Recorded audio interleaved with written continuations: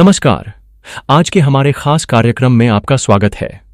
हम एक ऐसे विषय पर चर्चा करने जा रहे हैं जो सीधे तौर पर हमारे और आपके भविष्य से जुड़ा हुआ है। यह है कर्मचारी भविष्य निधि संगठन यानी ईपीएफओ की उच्च पेंशन योजना। इस योजना ने सेवानिवृत्ति की योजना बना रहे लाखों कर्मचारियों के लिए एक नई उम्मीद जगाई है। भारत में वित्तीय सुरक्षा हमेशा से एक बड़ी प्राथमिकता रही है। खास तौर पर जब कोई व्यक्ति अपनी नौकरी के अंतिम पड़ाव पर होता है तो यह सुनिश्चित करना बहुत जरूरी हो जाता है कि उसका आने वाला जीवन आर्थिक रूप से स्थिर और सम्मानजनक हो। इसी जरूरत को समझते हुए ईपीएफओ ने ईपीएस 95 के तहत एक ऐसा विकल्प पेश किया है जो कर्मचारियों को अपनी मासिक पेंशन बढ़ाने का मौका देता है। यह कोई छोटा मोटा बदलाव नहीं है, बल्कि एक निर्णायक कदम है जो सेवानिवृत्ति के बाद की जिंदगी को बदल सकता है। लेकिन इस योजना को समझना इतना भी आसान नहीं है। इसके फायदे और नुकसान दोनों हैं और यह हर व्यक्ति के लिए अलग हो सकती है। किसी के लिए यह एक बहुत बड़ा मौका है तो किसी और के लिए यह शायद उतनी फायदेमंद न हो। इसलिए आज हम इस योजना की गहराई में जाएंगे ताकि आप पूरी जानकारी के साथ एक सही फैसला ले सकें। सबसे पहले यह समझना जरूरी है कि ईपीएफ और ईपीएस में क्या अंतर है। ये दोनों अक्सर एक ही मान लिए जाते हैं, लेकिन ऐसा नहीं है। ईपीएफ यानी कर्मचारी भविष्य निधि मूल रूप से एक बचत योजना है। इसमें कर्मचारी और नियोक्ता दोनों ही कर्मचारी के मूल वेतन, बेसिक सैलरी और महंगाई भत्ते डीए का 12% योगदान करते हैं। इस पैसे पर सरकार द्वारा निर्धारित ब्याज मिलता है और यह पूरी राशि कर्मचारी को सेवानिवृत्ति के समय या कुछ विशेष स्थितियों में एक मुश्त मिल जाती है। इसे आप अपनी बचत के रूप में देख सकते हैं। दूसरी तरफ ईपीएस यानी कर्मचारी पेंशन योजना एक पेंशन योजना है। इसमें नियोक्ता के योगदान का एक हिस्सा जाता है जिससे रिटायरमेंट के बाद आपको हर महीने पेंशन मिल सके। तो इन दोनों के बीच का संबंध क्या है, आइए इसे विस्तार से समझते हैं। जब आपकी सैलरी से कटौती होती है तो कर्मचारी के मासिक वेतन से 12% की कटौती होती है और यह पूरा पैसा ईपीएफ खाते में जमा हो जाता है। नियोक्ता भी उतनी ही राशि का योगदान करता है, यानी कर्मचारी के वेतन का 12%। लेकिन नियोक्ता का यह पूरा योगदान ईपीएफ खाते में नहीं जाता। इसमें से 8.33% हिस्सा ईपीएस खाते में चला जाता है और बचा हुआ 3.67% ईपीएफ खाते में जमा होता है। अब यहीं पर उच्च पेंशन योजना की भूमिका आती है। जब कोई कर्मचारी इस विकल्प को चुनता है तो नियोक्ता के योगदान का पुनर्वितरण होता है। इससे ईपीएस खाते में ज्यादा पैसा जमा होता है और आपकी मासिक पेंशन में बढ़ोतरी होती है। यह योजना ईपीएस 95 के नाम से भी जानी जाती है क्योंकि इसे निजी क्षेत्र के कर्मचारियों को पेंशन सुरक्षा देने के लिए 1995 में शुरू किया गया था। शुरुआत में इस योजना में योगदान के लिए अधिकतम वेतन सीमा 6,500 रुपये तय की गई थी। बाद में इसे बढ़ाकर 15,000 रुपये कर दिया गया। इसका मतलब यह था कि नियोक्ता का 8.33% योगदान केवल 15,000 रुपये तक के वेतन पर ही मिलता था। लेकिन साल 2014 में एक बड़ा बदलाव आया। इसके बाद कर्मचारियों को यह विकल्प दिया गया कि वे अपने पूरे मूल वेतन और महंगाई भत्ते पर 8.33% का योगदान दे सकते हैं। इसी बदलाव ने उच्च पेंशन का रास्ता खोला। अब बात करते हैं आवेदन प्रक्रिया की, जो बहुत ही सरल है। कर्मचारी सीधे ईपीएफओ की वेबसाइट पर ऑनलाइन आवेदन कर सकते हैं या अपनी कंपनी के मानव संसाधन एचआर विभाग से भी संपर्क कर सकते हैं। ऑनलाइन आवेदन के लिए ईपीएफओ की वेबसाइट पर 2 विकल्प मिलते हैं। पहला विकल्प उनके लिए है जो 1 सितंबर 2014 से पहले सेवानिवृत्त हो चुके हैं और अब उच्च पेंशन चाहते हैं। दूसरा विकल्प उन कर्मचारियों के लिए है जो अभी भी कार्यरत हैं। जब आप दूसरे विकल्प पर क्लिक करते हैं तो एक पंजीकरण अनुरोध रजिस्ट्रेशन रिक्वेस्ट फॉर्म खुलता है। इसमें आपको अपना यूएएन, यूनिवर्सल अकाउंट नंबर और आधार नंबर जैसी जानकारी भरनी होती है। फॉर्म जमा होने के बाद नियोक्ता को कर्मचारी की मौजूदा रोजगार स्थिति की पुष्टि के लिए एक संदेश मिलता है। नियोक्ता की अनुमति मिलने के बाद उच्च पेंशन के लिए योगदान शुरू हो जाता है।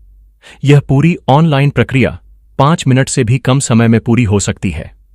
इसके अलावा ईपीएफओ ने उन कर्मचारियों के लिए ऑफलाइन सुविधा भी दी है जिन्हें ऑनलाइन आवेदन करने में परेशानी होती है। वे अपने नज़दीकी ईपीएफओ कार्यालय में जाकर या विभिन्न स्थानों पर स्थापित शिविरों में फॉर्म भरकर आवेदन कर सकते हैं।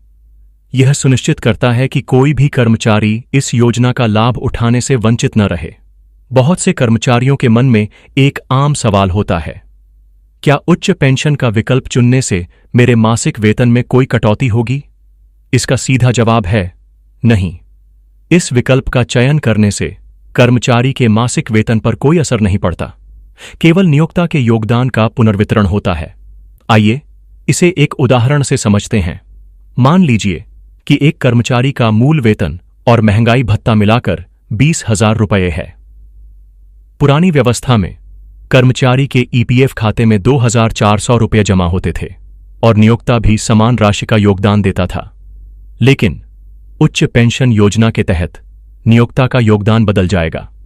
अब नियोक्ता के योगदान का 8.33% यानी 1,660 रुपये पेंशन खाते में जाएगा, जबकि शेष 740 रुपये ईपीएफ खाते में जमा होगा। इससे पहले जिन कर्मचारियों का मूल वेतन और महंगाई भत्ता 15,000 रुपये तक था, उनके लिए नियोक्ता का 8.33% यानी 1,249.50 रुपये पेंशन खाते में जाता था। वेतन सीमा हटने के बाद अब कर्मचारी अपने पूरे मूल वेतन और महंगाई भत्ते पर 8.33% का योगदान दे सकते हैं। एक और सवाल उठता है, क्या इससे नियोक्ता पर कोई अतिरिक्त वित्तीय बोझ पड़ेगा? इसका उत्तर भी नहीं है। यह केवल नियोक्ता के ईपीएफ योगदान का पुनर्वितरण है। नियोक्ता का 8.33% योगदान अब पेंशन फंड में जाएगा और 3.67% ईपीएफ खाते में जाएगा। इसका नतीजा यह होगा कि पेंशन फंड में ज्यादा पैसा जमा होगा और ईपीएफ खाते में कम। अब बात करते हैं पेंशन की गणना की, जिसके लिए एक विशेष सूत्र है। सुप्रीम कोर्ट द्वारा संशोधित सूत्र के अनुसार मासिक पेंशन की गणना के लिए सेवा के अंतिम 5 वर्षों या 60 महीनों के औसत वेतन, मूल वेतन प्लस महंगाई भत्ता को कुल सेवा वर्षों से गुणा किया जाता है और फिर इसे 70 से भाग दिया जाता है। उदाहरण के लिए, यदि आपका अंतिम 5 वर्षों का औसत वेतन 1 लाख रुपये है और आपने 35 वर्षों तक सेवा की है, तो आपकी मासिक पेंशन लगभग 50,000 रुपये होगी। यह उस मासिक पेंशन से बहुत ज्यादा है जिसकी गणना 15,000 रुपये की वेतन सीमा के साथ की जाती थी, जो कि 7,500 रुपये होती थी। उच्च पेंशन योजना के अपने फायदे और नुकसान हैं। इसका सबसे बड़ा फायदा यह है कि सेवानिवृत्ति के बाद एक नियमित और बड़ी मासिक पेंशन मिलती है, जो जीवन के अंतिम वर्षों में वित्तीय सुरक्षा प्रदान करती है। हालांकि इसका एक महत्वपूर्ण नुकसान भी है।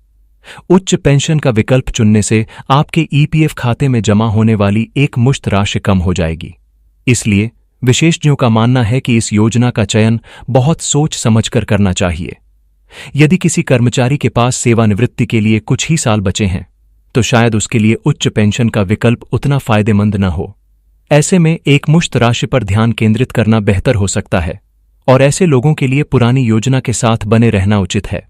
दूसरी ओर, यदि किसी कर्मचारी के पास अभी भी 20 या उससे अधिक वर्षों की सेवा बची है, तो यह योजना उनके लिए बहुत लाभकारी हो सकती है। यह योजना न केवल वर्तमान कर्मचारियों के लिए बल्कि सेवानिवृत्त लोगों के लिए भी एक अवसर प्रदान करती है।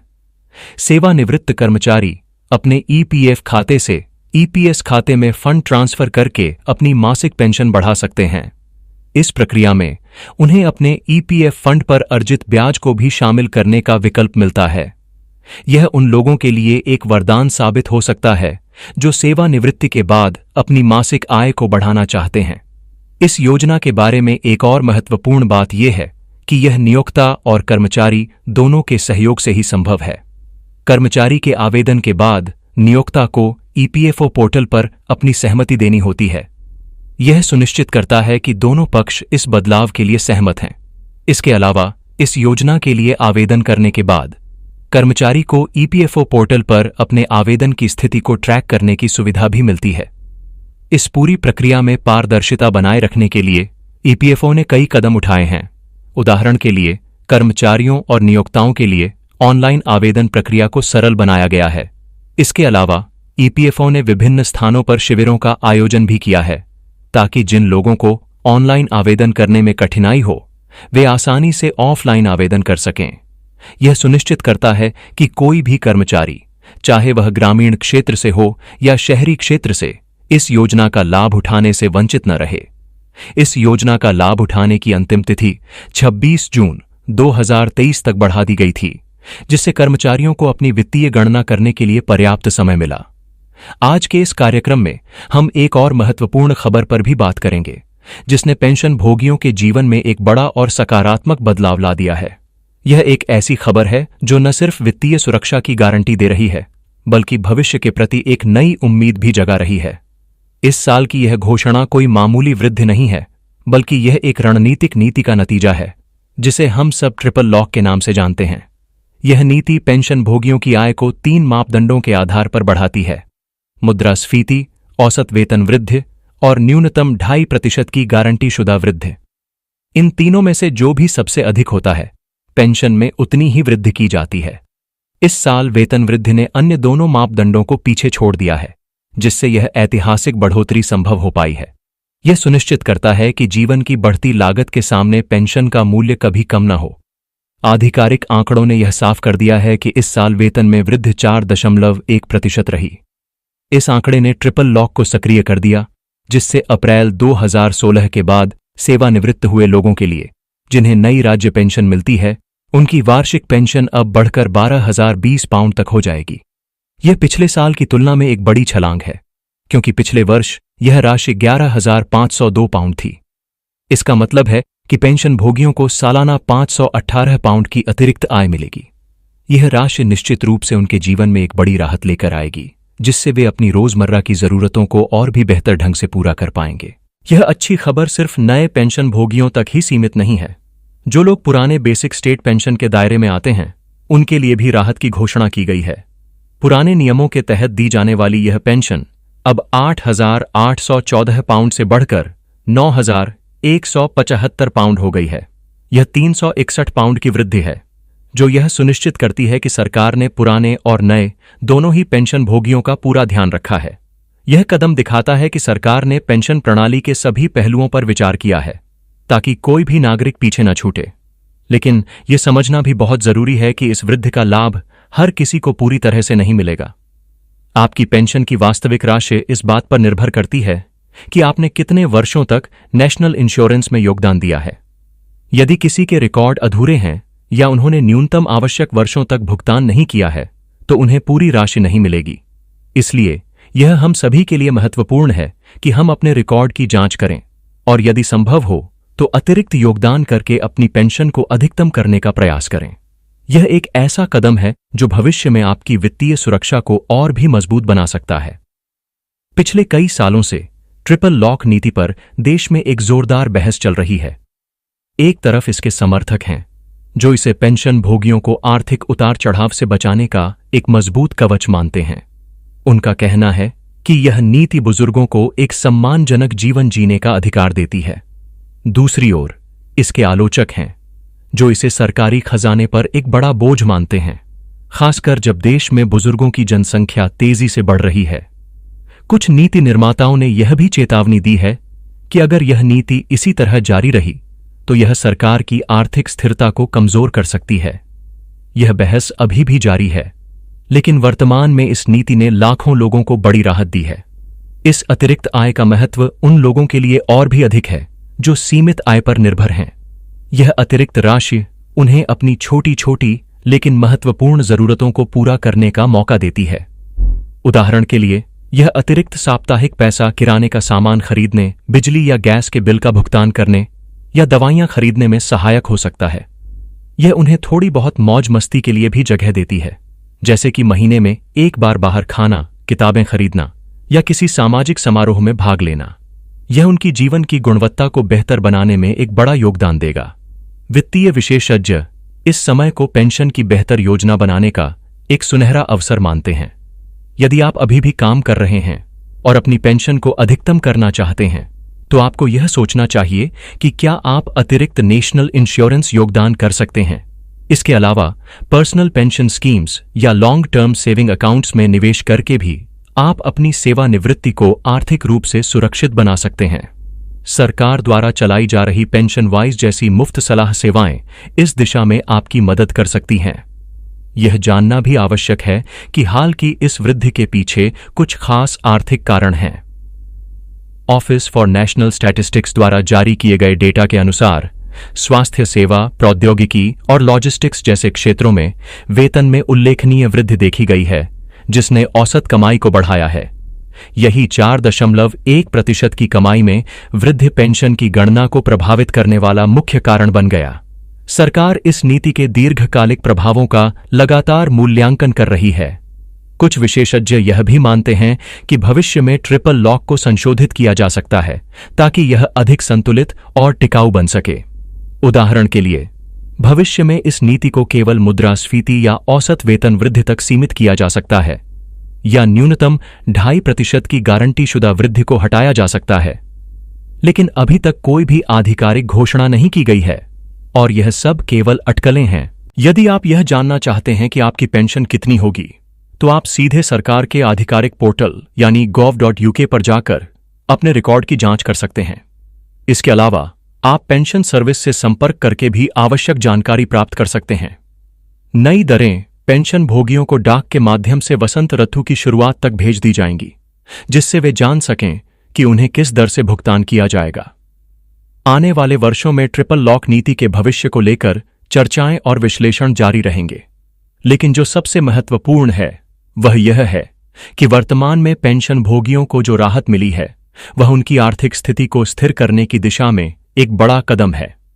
ये सरकार और समाज दोनों की जिम्मेदारी है कि हमारे वरिष्ठ नागरिकों को वह सम्मान और सुरक्षा मिले जिसके वे हकदार हैं। कुल मिलाकर उच्च पेंशन योजना एक ऐसा अवसर है जो कर्मचारियों को सेवानिवृत्ति के बाद एक सुरक्षित और सम्मानजनक जीवन जीने में मदद कर सकता है। हालांकि यह एक व्यक्तिगत वित्तीय निर्णय है और इसका चयन करने से पहले सभी प्रासंगिक कारकों पर विचार करना अत्यंत महत्वपूर्ण है। कर्मचारी को अपनी उम्र, सेवा के बचे हुए वर्ष और सेवानिवृत्ति के बाद की वित्तीय जरूरतों को ध्यान में रखते हुए ही यह निर्णय लेना चाहिए। जिन लोगों के पास सेवानिवृत्ति के लिए पर्याप्त समय है, वे इस योजना का लाभ उठाकर अपनी मासिक पेंशन में उल्लेखनीय वृद्धि कर सकते हैं। वहीं जिन लोगों के पास कम समय बचा है, वे अपने ईपीएफ फंड को एक मुश्त राशि के रूप में प्राप्त करने पर ध्यान केंद्रित कर सकते हैं। यह योजना भारतीय कार्यबल के लिए एक महत्वपूर्ण कदम है, जो उन्हें उनके भविष्य के लिए बेहतर योजना बनाने का मौका प्रदान करती है।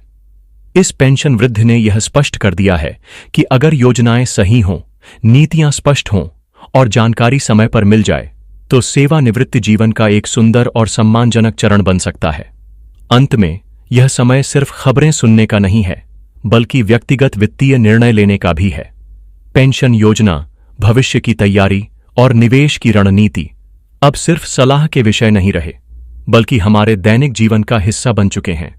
और इसी के साथ हम आज के कार्यक्रम को यहीं समाप्त करते हैं।